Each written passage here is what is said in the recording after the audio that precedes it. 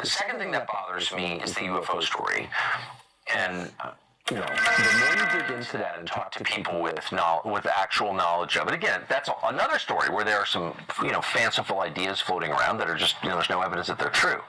But if you talk to people who, have actual knowledge of it that they gathered themselves, there are parts of that story that I do not understand at all that are really, really, really dark. It's so dark that I, haven't told my wife about it. I mean, I haven't verified any of this, but this is not just stuff that I read on the internet. I know you all are very, very grounded in that story, so I think I know what I'm talking about. Yeah. But there's some stuff there that's just like, man, I'm not even sure what that means. There's a spiritual component there that I don't fully understand. So yes, that story bothers me. And I think, last thing I'll say, that one of the reasons that we've had all of these disclosures and all of these, 10 whistleblowers at this point, and it hasn't really become front page news. Part of it's suppression. Parts of the government don't want you to know about it, but part of it is the public can't deal with it. It's too far out.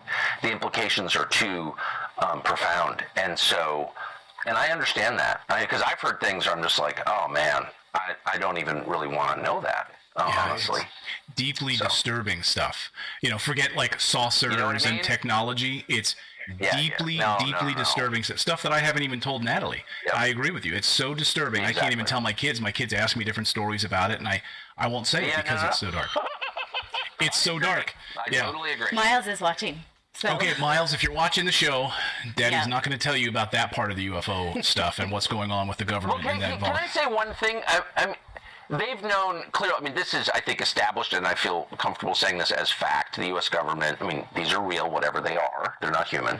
And the government has known that for a long time, possibly going back to the 1930s at least. And, of course, there's tons of evidence in the written record, in the physical record, in paintings, and in literature, that people have been seeing and interacting with these things for a long time. So we know that. But the justification one often hears is, well, the government, various presidents who have been read in, not all have been, haven't wanted to disclose this because it would scare people. And I've always thought that's bullshit. You're hiding a crime, which they are, by the way, in my opinion.